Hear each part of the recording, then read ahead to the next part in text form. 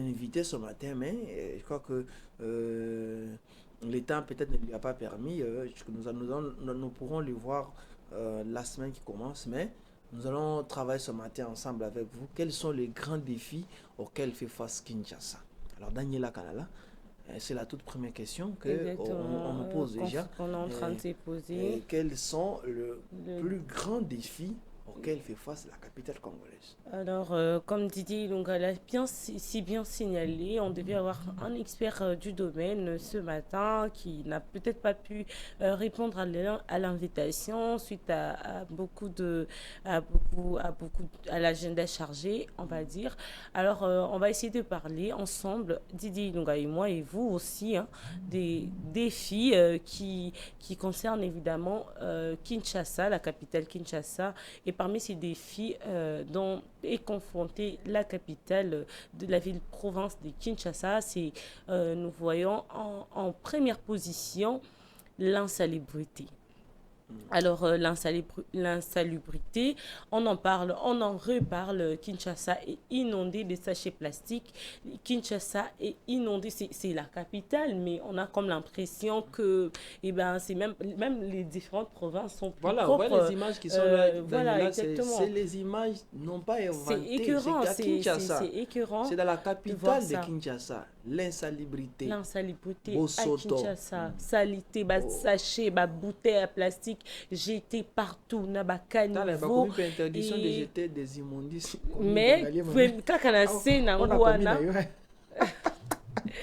bakomi boye mais kaka na se ya makomi tozomona salité bosoto oyo eza na Kinshasa ezotondisa ba caniveau et en même temps nous voyons là des inondations qui sont justement causées par aussi l'insalubrité que nous faisons face depuis beaucoup, alors bien 2 années, nous en parlons, mais il y a zéro changement. Aujourd'hui, on va essayer de se poser la question, vous et nous, est-ce que la faute revient au gouvernement ou la faute revient à la population? Dernièrement, avant de poursuivre avec les grands défis, dernièrement, enfin même pas plus tard qu'hier, j'ai suivi une vidéo où les agents chargés à évacuer les saletés ont dû jeter la saleté au cours de Macadam. J'ai jeté la commune, ils ont jeté partout en se disant qu'ils ne sont pas payés, que bafuti bisoté toko tikango awa toko sundolango awa en plein boulevard. En plein boulevard, je voulais pas dire, mais bon, on le sort quand même. Ça fait mal de voir des choses comme ça. Ça fait mal de tout le jour vivre. Ezo il a biso ba maladie, ezo il a biso ba ngungi, ezo même il a biso malaria, ezo il a biso ba typhoïde et autres. Vous allez voir au marché ou encore, je ne sais pas moi où, quelqu'un en train de vendre ici biloko ya kolia où ils en ont non couvert, où ils a polélé et juste en face salité, poubelle. Oyo, yana banzinzi et autres. Vraiment, c'est écœurant, comme je suis en train de dire. Ça fait hyper mal de voir comme ça qu'ils ont la province, mais ils ont la capitale. La capitale et mususu pe kutu na centre-ville nde okomona biloko ya boyi okomona ba saleté ya boyi. À part on va prendre le temps d'en parler de commenter un peu de commenter mais on cite d'abord les grands défis qui fait face Kinshasa. Nous avons aussi les constructions anarchiques, l'urbanisation anarchique. Voilà, l'urbanisation anarchique. Je vois le gouvernement congolais a quand même mis la main sur les constructions anarchiques ou encore l'urbanisation. On va en parler en détail, mais aussi Didier Ilunga, s'il peut me compléter, les autres défis. Oui, en fait, il y en a beaucoup, comme vous avez dit. Il y a d'abord l'insalubrité. Comme vous avez dit, d'abord, ça, c'est elle qui est vraiment à la porte de Kinshasa. Dès que vous entrez, vous descendez à partir de l'aéroport international d'Indil, ce qui vous reçoit, c'est ça. Kinshasa, si je vois vous dire bonjour, c'est ça. D'abord, le grand boulevard Lumumba. Dès que vous êtes sur le grand boulevard, des parts et d'autres, c'est ça. Bonjour. Il vous dit bonjour. Allez, bienvenue à Kinshasa. C'est la saleté qui te salue. Et cette saleté est dit d'abord au fait qu'il n'y a pas une bonne gestion des déchets à Kinshasa. Vous voyez, ça, ce sont des déchets. Certes que les gens ont utilisé des bouteilles et des choses, mais comment on gère ces déchets-là, la gestion des déchets à Kinshasa.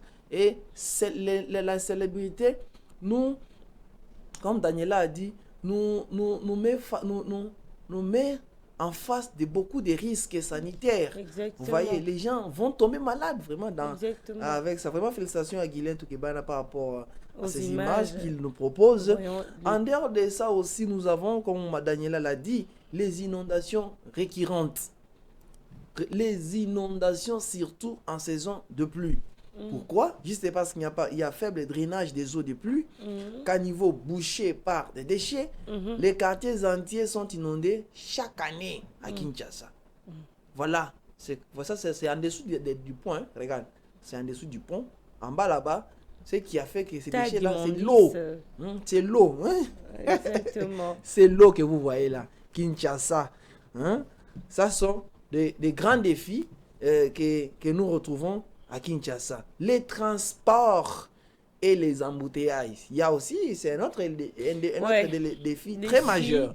Les transports les et les embouteillages. Regarde, ça c'est à Kinshasa, la capitale. À Kinshasa, tu Ces quittes images ne sont pas Didier des Lunga. images truquées, ce sont des images réelles. C'est comme ça Kinshasa. Tu quittes la ville à 16h, rassure-toi que tu vas arriver chez 4 heures toi après. autour de 21h, 22h. Pourquoi? Parce que tu es bloqué aux embouteillages. Ça fait monstre. partie des défis. Et c'est un problème très grave à Kinshasa pour arriver chez soi avant. Parce qu'il y a un problème, une problématique d'ailleurs, qu'on ne sait pas trouver solution durant l'année 2025. On a essayé au niveau du gouvernement central, au niveau du gouvernement provincial, pour pallier n'importe à cette problématique des embouteillages. C'était terrible. Il y a aussi un problème de l'insécurité. Daniela Kalala. Et la délinquance. La délinquance et l'insécurité. L'insécurité et la délinquance. Je crois que c'est d'abord le 3, le 5 défis que nous avons relevés ici, parce qu'ici, il s'agissait de parler des grands défis qui guettent Kinshasa, qui a guetté Kinshasa au courant de l'année 2025. Et ici, nous sommes en année 2026. Mais nous avons essayé, nous avons réfléchi autour de ces grands défis pour que nous puissions un peu en parler. Alors, on va aussi recevoir quelqu'un du domaine, pas forcément notre intervenant de base, hein, notre intervenant qu'on avait prévu, mais nous allons recevoir un environnement. Comment on dit? Un environnementaliste. J'ai failli me blesser. Non, le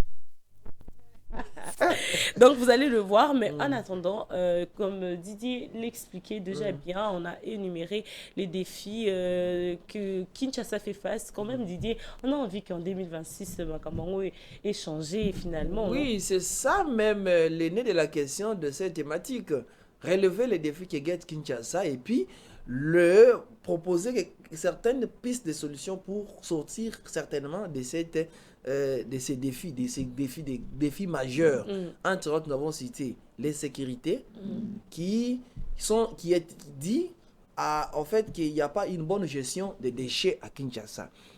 Nous avons parlé ici des inondations récurrentes à Kinshasa. Nous avons parlé de l'urbanisation anarchique, ce que nous appelons communément la construction anarchique. Construction en désordre à Kinshasa. Vous voyez, ce sont des grands défis qui ont guetté Kinshasa. Et puis nous avons aussi cité ici les transports et embouteillages monstres à Kinshasa. Des grands défis, et puis on en a cité que 5, mais il y en a d'autres qui sont des grands défis, mais nous avons préféré citer d'abord aux 5. Insécurité et la délinquance.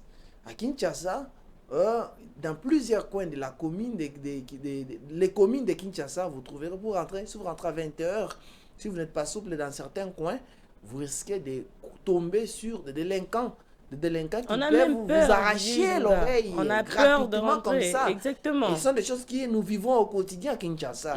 Et en 2025, quels sont nos souhaits pour que nous puissions sortir Kinshasa dans ça, la délinquance et l'insécurité qui vit à Kinshasa, les transports et les embouteillages monstres. Et puis nous avons l'urbanisation anarchique à Kinshasa. Nous avons l'insalubrité et gestion des déchets à Kinshasa. Voilà les grands défis auxquels nous faisons face. Et notre veille voudrait que 2026, nous proposons des pistes de solutions pour que les décideurs, les autorités urbaines puissent écouter et enfin qu'ils puissent pallier à ces défis. Moindre soit-il, ils ne vont pas tout finir, hein? Ils ne vont pas tout finir, mais quand même, hein, qu'ils fassent quelque chose. On a envie, Didier Ilunga, j'étais en train de dire tout à l'heure, on a envie de voir un changement. Parce que voir des choses comme ça, c'est vrai, ça nous fait mal. Et la population congolaise en souffre éperdument. On en souffre parce que j'ai peur. En même temps, les embouteillages m'obligent en quelque sorte de rentrer tard chez moi. Et quand je rentre tard chez moi, dans certains coins de la ville, j'ai peur. Tu fais face directement à l'insécurité. Tu croises les délinquants et tout ça là, ça fait partie des défis que Kinshasa fait face. Alors aujourd'hui, sur ces plateaux, nous allons quand même recevoir un environnementaliste maison. Ah, je vais me blesser. Ces mots vont me blesser aujourd'hui. Alors, un expert ah, ça c'est plus facile. Merci Didier Ilunga. Alors, on va recevoir un expert un expert de questions environnementales maison. Qui va essayer de décortiquer, de nous expliquer avec qui on va échanger autour quand même de ces défis dont Kinshasa fait face. Nous avons parlé de l'insalubrité. Hein? Bonjour José Junior Owawa. Bonjour Madame Daniela, bonjour Monsieur Didier, merci de vous revoir encore. C'est la dernière production certainement de cette semaine et puis la dernière de la première semaine de 2026. Et vous êtes des braves parce que vous avez tenu pendant tout ce temps ici, pendant que les autres étaient en repos, en congé. Alors merci beaucoup de me recevoir. Je précisais tout simplement que je ne suis pas environnementaliste, peut-être vous avez précisé maison. Mais je suis plutôt spécialisé dans ces questions d'environnement. Je suis journaliste. Je crois que j'ai bien arrangé à la fin. Spécialiste des questions environnementales. Ce sont des gens qui ont fait les études à l'université. Moi, je suis ce que je suis. Je suis journaliste au départ. Donc, je suis passionné au fait de questions environnementales sur lesquelles je travaille plusieurs années déjà. Et voilà, c'est comme ça qu'on aurait pu être présenté. Exactement. Je pense que environnementaliste me venait tout le temps en tête parce qu'on devait quand même recevoir un environnementaliste. Oh là là. Allons-y, je suis environnementaliste maison. Donc, maison, là, voilà, on y dans notre maison, c'est moi qui traite ces questions d'environnement. Exactement. Alors, José Junior, vous êtes journaliste tout court. On vous parle comme journaliste, notre confrère.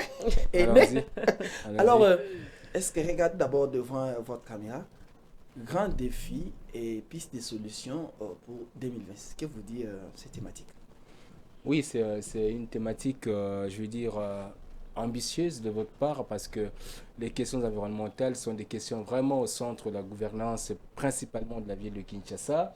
Souvenez, c'est une ville très très vaste, et plus d'au moins 9000 km, 9260 km au carré. C'est plus que même toute la province du Kasaï oriental, sur la ville de Kinshasa. Alors, dans cette ville, il y a beaucoup de défis. On nous parle de 17 millions d'habitants aujourd'hui. Nous sommes en 2026.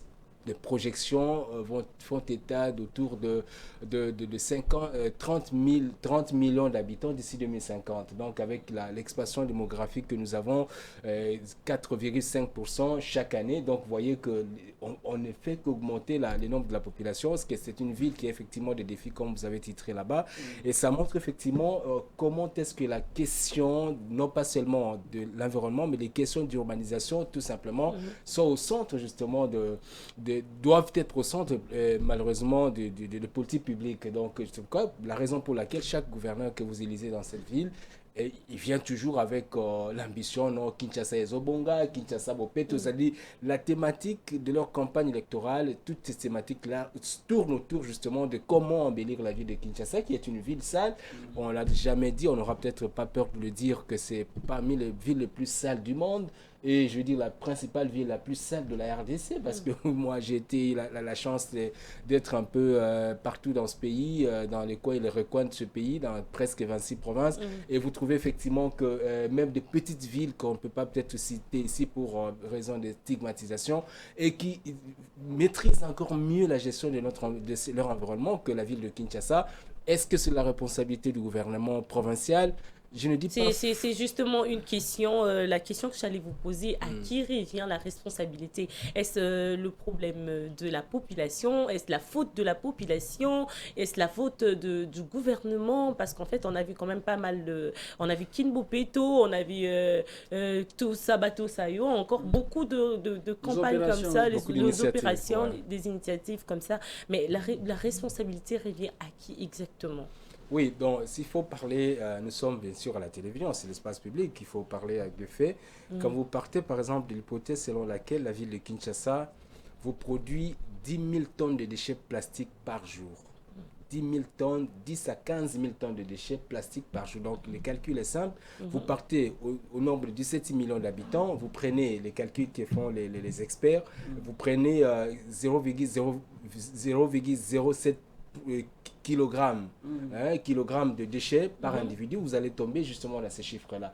Avec autant de déchets plastiques, ou avec autant de déchets ménagers que tout ce que vous avez ici, les ordures que vous jetez chaque jour devant vos maisons, donc après les usages ménagers, tout ça, vous comprenez effectivement que c'est tellement énorme que Kinshasa n'a pas le moyen suffisant pour justement à venir à bout à cette situation. Raison pour laquelle, selon les dernières statistiques aussi, on nous parle de 25% à peine de déchets qui sont produits dans la ville de Kinshasa, qui sont collectés de manière professionnelle. Alors que le reste du déchet, je pense qu'un expert du gouvernement provincial de Kinshasa me disait l'autre fois, il appelait ça le tourisme des déchets. Donc on ramasse des déchets à Matete, on les amène à Lemba, et ceux qui ramassent à Lemba amènent vers la commune de Kinshasa. Et Tambolara comme ça. Donc, et ça, tourisme. Et ça, le tourisme, c'est ça, on appelle tourisme des déchets. À cause de la campagne, il va décharger. C'est comme ça. Donc, son problème pour lui, c'est ramasser les déchets, le bossol, le pont à Batou. Voilà, il prend PC 1000 francs naïe, il collectionne comme ça, il débouffe beaucoup d'argent et il part directement jeter. Donc, vous voyez que c'est tellement complexe et que c'est difficile aujourd'hui de dire que seul les gouvernements provinciaux, oui, c'est l'autorité publique et son devoir justement, c'est donner du sens à la vie de tout le monde. Et il y a aussi la responsabilité de nous, Congolais, nous, Kinois, qui sommes responsables aussi de cette situation parce que les pratiques, par exemple, vous arrivez dans des villes comme Kolwezi, pour ne pas le citer, vous arrivez dans des villes comme Kolwezi, c'est difficile que vous trouviez quelqu'un qui prenne facilement comme ça sa bouteille d'eau et jette comme ça même les sols. C'est pas possible. Dans des villes comme Goma, bon, on ne pourra peut-être pas citer cette ville, mais ce sont des exemples. J'ai été avant la chute. Et vous trouvez que même monter sur une moto, quand vous dites seulement, bon, il m'a besoin de personnes, ou quand vous êtes souvent en passage, en transit, parfois, on vous demande, non, même besoin de la moto de personnes. Déjà, quand tu parles déjà, on te trouve, on comprend que toi, tu dois venir de quelque part, malheureusement de Kinshasa. Vous voyez que c'est déjà, ça part de la culture d'abord de nous Kinois, et puis aussi de la responsabilité publique de l'État congolais. Alors, il y a beaucoup de propositions qui avaient été formulées en ce point pour faire effectivement qu'aujourd'hui, par exemple, vous avez une ville de 17 millions d'habitants, prenons à la limite que nous avons 10 millions de personnes qui sont à Kinshasa, qui peuvent effectivement contribuer avec $1. C'est un expert qui m'a dit l'autre fois, j'échange beaucoup avec des experts comme ça, dans ce domaine-là, on te dit, chaque individu vous donne $1 américain, ou équivalent en francs congolais de $1 américain, sur un mois. Par ménage. Vous pouvez partir à la moyenne de 10 millions de ménages qui donnent $1. Parce que quand vous êtes même chez vous, Madame Daniela, même chez vous, Monsieur Didier, vous arrivez et vous comptabilisez l'argent que vous dépensez à donner ces jeunes gens-là qui circulent à tout moment. Non, Pessanga, il dit 1000 francs, 1000 francs, là, même à déchets, tout ça. Vous comptabilisez sur un mois, vous êtes au-delà de $5. Mais on dit seulement, nous prenons seulement $1, ça vous fait 10 millions de dollars par mois pour l'évacuation des déchets. Et à partir de ces 10 millions de dollars, qu'est-ce que vous faites avec ça? Et on peut aussi partir, d'aller acheter par exemple des véhicules Ben, et qui peuvent coûter entre 80 à 50 000 dollars. Et à Dubaï, je ne sais pas où, vous ramenez ça à Kinshasa et chaque année, vous pouvez en avoir comme ça 10 véhicules, chaque mois, 10 véhicules, même 100 véhicules par mois. Rien qu'avec 1000 francs, $1 qui est produit par les Congolais, par un individu, un ménage quinois. Donc vous partez déjà avec cette hypothèse, vous trouvez effectivement que vous trouverez les moyens nécessaires de pouvoir collecter. Mais bon, la difficulté, c'est qu'aujourd'hui, c'est difficile. Même si on disait que les gens doivent payer cet argent, comment est-ce qu'on va garder vous allez attendre encore les histoires IGF est passé, on a détourné telle chose, mais il faut une gestion rationnelle. C'est pourquoi il y a... Pour vous voulez dire que tout simplement qu'il y a un problème d'abord, non, que l'on en finisse avec l'insalubrité, il y a un problème de moyens. Moyens et la responsabilité partagée. Le moyen, l'autorité de l'État qui doit encore s'affirmer dans cette ville, parce que vous trouvez dans des pans entiers de cette ville où il n'y a pas de policiers. Nous sommes autour de 40 000 policiers dans la ville de Kinshasa, 35 à 40 000 policiers dans la ville de Kinshasa, et dont peut-être 5% restent au bureau comme des responsables, et ceux qui descendent sur le terrain ne couvrent pas l'entièreté de la ville de Kinshasa, ce qui n'est pas possible, parce que Kinshasa, c'est 30 km sur 15.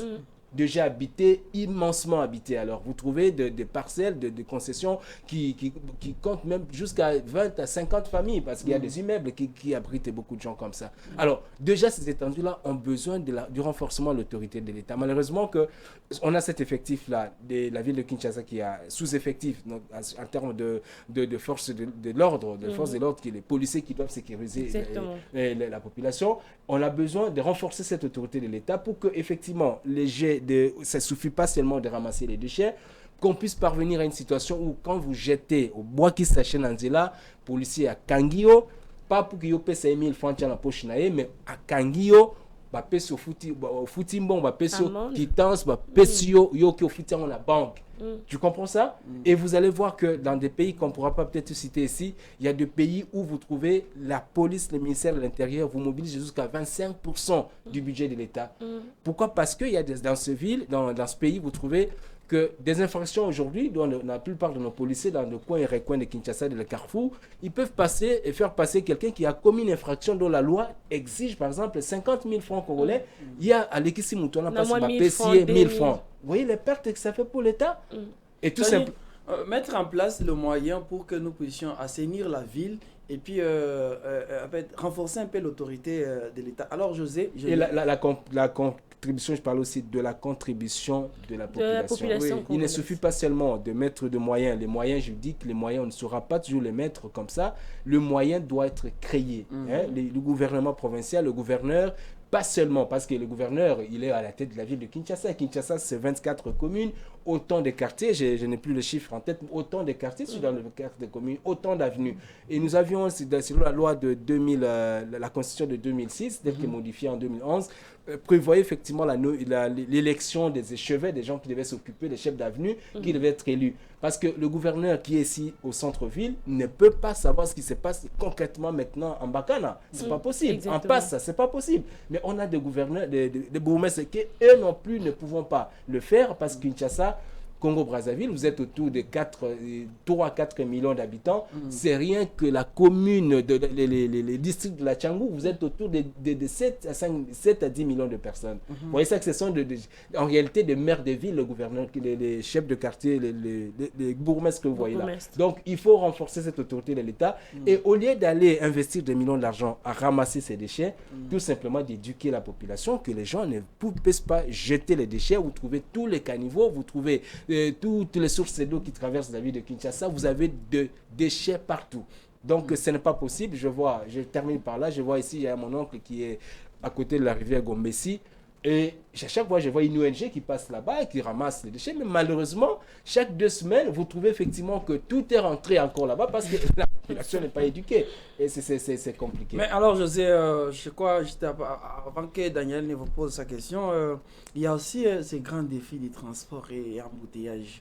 Quelles sont les solutions, les pistes de solutions que vous proposez, bien sûr, aux autorités pour qu'en 2026, qu'on ne puisse plus vivre enfin ces embouteillages monstres que nous avons vécu qui fait souffrir la population? Non, la ville de Kinshasa, comme on l'a toujours dit, c'est pas la première fois qu'on le dit, la ville de Kinshasa, comme j'ai donné un certain nombre de statistiques ici, qui montrent effectivement que c'est une ville cosmopolite, c'est une ville, je crois, plus grand, 2 fois ou 4 fois plus grand que la ville de Paris. Vous voyez ça? Mais rien que l'extension qu'on a en train de créer, Kinshasa, Kiamona, donc la nouvelle ville de Kinshasa, le président allait lancer, c'est au-delà déjà de la ville de Dakar. Vous comprenez, c'est déjà, nous sommes en réalité un pays, la ville de Kinshasa. En réalité, c'est un pays parce que le Gabon a 3 millions d'habitants, tous les Gabons. Alors que la ville de Kinshasa, vous prenez un pays multiplié par, je ne sais pas combien, par 7 fois, et ça fait rien qu'une ville. Vous comprenez, on ne pourra pas aujourd'hui dire que le gouverneur, ou je ne sais pas, les ministres, comment il s'appelle encore, Cheke, le ministre Cheke, Noël Cheke, doit devoir régler tout ce problème-là aujourd'hui. La ville de Kinshasa, on est autour de 40 gouverneurs passés depuis sa création, et on n'a jamais toujours vu, parce que malheureusement, il y a la démographie qui n'est pas suffisamment contrôlée. Du temps des Belges, on dit à l'époque, dans les livres on lit, je n'étais pas encore né à cette époque-là, on dit que pour quitter par exemple la province, pour quitter par exemple nos villages environnants, même à travers le pays, il fallait justifier, c'est comme si vous voyagez pour aller en Europe. Justifier pourquoi vous arrivez à Kinshasa. Aujourd'hui, il y a un problème de planification familiale. Aujourd'hui, vous trouvez le minimum de familles congolaises, c'est autour de 6, la moyenne c'est 5 à 6%, à 6 enfants par ménage. Vous comprenez, c'est tellement, la démographie est tellement énorme qu'on aura toujours ce problème-là de embouteillage parce qu'il y aura des gens qui vont continuer. Cela voudrait dire que ici, vous dites qu'il fallait couper avec cette hémorragie des exodes rural parce qu'il y a ceux qui viennent des provinces, qui viennent pour remplir Kinshasa. Non, c'est pas forcément sont des Congolais. Comme tout le monde, nous tous on est des Congolais. Je peux aller vivre en Bandaka, je peux aller vivre, je sais pas, là partout je veux. Je suis Congolais, la loi m'autorise, la Constitution me dit je peux m'installer partout où je veux. C'est pas ça le problème. Le problème c'est que pourquoi les gens quittent, par exemple, l'intérieur du pays pour arriver à Kinshasa. Par exemple, prenons le cas de ceux qui viennent étudier. Les gens qui viennent étudier, pourquoi? Parce que vous allez, par exemple, dans le coin comme, dans des coins que je ne peux pas citer pour ne pas peut-être dénigrer, dans des coins les plus reculés de la vie, du pays, il n'a pas une université compatible qui puisse lui donner la formation nécessaire. Il doit venir à Kinshasa, pas forcément. Il peut aller à Lubumbashi, il peut aller à Goma, il peut aller à Mbujima, il peut aller à Kisangani, un peu partout dans les grandes villes que vous connaissez. Parce que là, il y a quand même les minimum d'éducation qu'on peut donner à l'université là-bas. Deuxième problème. Combien il aura terminé l'université à Kinshasa? Parce que la plupart qui viennent ici, ils viennent pour étudier. On vient étudier, comme on part étudier en Europe, on n'y reste pas forcément. Si on a des débouchés à l'intérieur du pays, les gens pourront rentrer pour aller travailler. C'est-à-dire qu'au lieu de concentrer tout ce qu'on a, les processus d'industrialisation du pays dans la seule ville de Kinshasa ou dans les seules agglomérations du pays, fait qu'aujourd'hui, pour être à l'intérieur du pays, surtout dans des zones un peu petites, dans les zones de taille moyenne, le seul travail qu'un intellectuel peut faire, c'est être enseignant. Être enseignant, oui, mais est-ce que tout le monde doit devenir enseignant, même si les conditions sont plus ou moins améliorées aujourd'hui? Est-ce que tout le monde doit devenir enseignant? Non, ce n'est pas possible. Donc, il y a certains problèmes-là qu'il faut regarder de manière générale. D'abord, pour le gouvernement, vous avez parlé des embouteillages de la ville de Kinshasa. Il faut que les mesures qui sont prises aujourd'hui soient renforcées. C'est que je vous ai dit l'essentiel, l'importance du renforcement de l'autorité de l'État. Parce qu'il ne suffit pas seulement de dire tout sabat, tout ça, comme madame l'a dit tout à l'heure.